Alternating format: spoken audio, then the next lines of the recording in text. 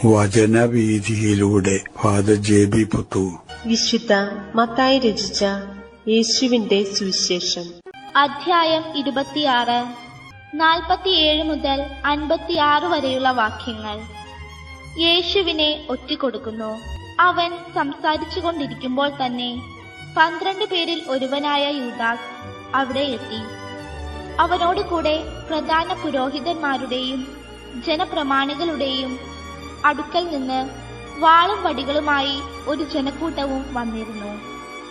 ഒറ്റുകാരൻ അവർക്ക് ഈ അടയാളം നൽകിയിരുന്നു: ഞാൻ ആരെ ചുംബിക്കുന്നുവോ അവൻ തന്നെ, അവനെ പിടിച്ചുകൊള്ളുക. അവൻ പെട്ടെന്ന് യേശുവിന്റെ അടുത്തു ചെന്ന് ഗുരോ സുസ്തി എന്ന് പറഞ്ഞ് അവനെ ചുംബിച്ചു. യേശു അവനോട് ചോദിച്ചു, സ്നേഹിത, നീ എന്തിനാണ് വന്നത്? അപ്പോൾ അവർ മുന്നോട്ട് വന്ന് യേശുവിനെ പിടിച്ചു. യേശുവിനോട് കൂടെ ഉണ്ടായിരുന്നവരിൽ ഒരുവൻ കൈനീട്ടി വാളൂരി പ്രധാന പുരോഹിതന്റെ സേവകനെ വെട്ടി അവന്റെ ചെവി ഛേദിച്ചു കളഞ്ഞു. യേശു അവനോട് പറഞ്ഞു, വാൾ ഉറയിലിടുക. വാളെടുക്കുന്നവൻ വാളാൽ നശിക്കും. എനിക്ക് എന്റെ പിതാവിനോട് അപേക്ഷിക്കാൻ കഴിയുകയില്ലെന്നും ഉടൻ തന്നെ അവിടുന്ന് എനിക്ക് തന്റെ ദൂതന്മാരുടെ 12 വ്യൂഹങ്ങളെ അയച്ചു തരികയില്ലെന്നും നീ വിചാരിക്കുന്നുവോ? അങ്ങനെയെങ്കിൽ ഇപ്രകാരം സംഭവിക്കണമെന്ന വിശുദ്ധ ലിഖിതം എങ്ങനെ നിറവേറും? യേശു ജനക്കൂട്ടത്തോട് പറഞ്ഞു, കവർച്ചക്കാരനെതിരെ എന്ന പോലെ വാളുകളും വടികളുമായി നിങ്ങൾ എന്നെ ബന്ധിക്കുവാൻ വന്നിരിക്കുന്നുവോ? ഞാൻ ദിവസവും ദേവാലയത്തിലിരുന്ന് നിങ്ങളെ പഠിപ്പിച്ചിരുന്നു. നിങ്ങൾ എന്നെ പിടിച്ചില്ല.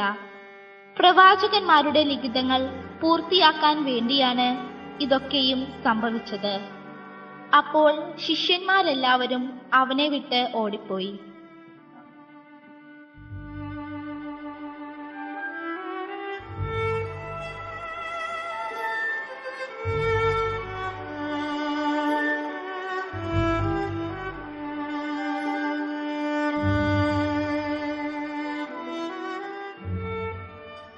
വഞ്ചനയുടെ പര്യായമായ യൂദാസിന്റെ ചുംബനം.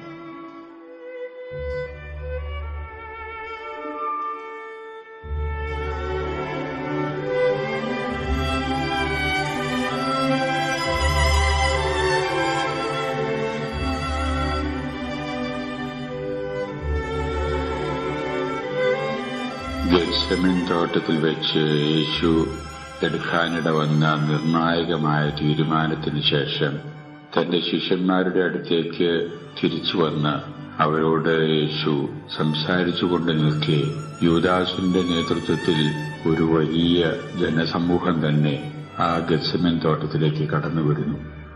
മുൻകൂട്ടിയുള്ള നിശ്ചയത്തിന്റെ അടിസ്ഥാനത്തിൽ വഞ്ചനയുടെ സൂചന എന്ന നിലയിൽ യൂദാസ് മുന്നോട്ട് വന്ന് യേശുവിനെ ഗുരുവോ സ്വസ്തി എന്ന് പറഞ്ഞുകൊണ്ട് ചുംബിക്കുന്നു.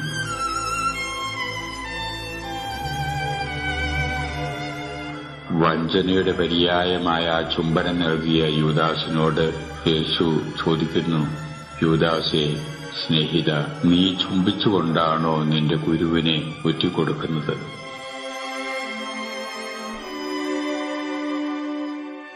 ഇങ്ങനെ യേശു ചോദിക്കുന്നത് കേട്ടപ്പോൾ ആയിരിക്കണം ശിഷ്യന്മാര് ധർമ്മരോഷത്താൽ പ്രേരിതരായി എന്ന രീതിയിൽ തന്നെ അവരെ ആക്രമിക്കുന്നതിനുള്ള ഒരു ശ്രമം നടത്തുന്നതായിട്ട് നാം കാണുന്നു.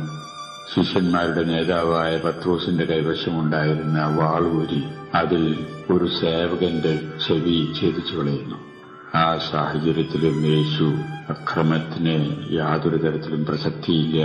അതുകൊണ്ട് പത്രോസിനെ ശകാരിക്കുന്നു, വാള് അതിന്റെ ഉറയിലിടുക, ഇതെല്ലാം ദൈവത്തിന്റെ പദ്ധതിയാണ് എന്ന് പറഞ്ഞുകൊണ്ട് അവിടെ തടിച്ചുകൂടിയിരുന്ന ജനങ്ങള്, അവർ വടികളും വാളുകളും കുന്തങ്ങളുമൊക്കെ ഏന്തിയിരുന്ന ആളുകളായിരുന്നതുകൊണ്ട് അവരെ നോക്കി യേശു പറയുന്നു, നിങ്ങൾ എന്തിനെ ഒരു കവർച്ചക്കാരനെ ക്രമിയെ പിടിക്കാനെന്ന വിധത്തിൽ ഇത്രയും മാരകായുധങ്ങളായിട്ട് എന്നെ സമീപിക്കുന്നു?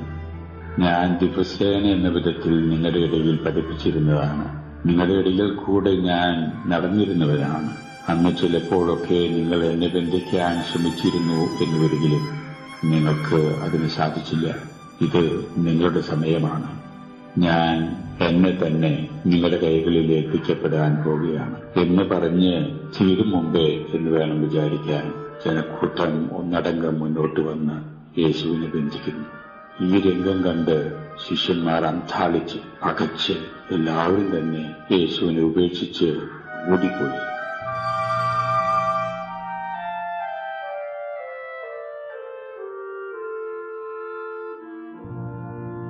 ബന്ധിതനായ യേശുവിനെ അവർ വിജയലാളിതരായി എന്ന മട്ടിൽ ആഘോഷപൂർവ്വം തന്നെ അടുത്ത നടപടികൾക്കായിട്ട് അനയിക്കുകയാണ്. മത്തായി പ്രത്യേകം നമ്മോടായിട്ട് പറഞ്ഞു തരുന്നു, ഈ നടന്ന കാര്യങ്ങളൊക്കെ ദൈവത്തിന്റെ അനന്തപരിപാലനയിൽ തിരുവെഴുത്തുകളുടെ പൂർത്തീകരണം എന്ന നിലയിലാണ് ഓരോന്നും നടക്കുന്നത് എന്ന് നമ്മളെ ഓർമ്മിപ്പിച്ചുകൊണ്ടിരിക്കുകയാണ് മത്തായി.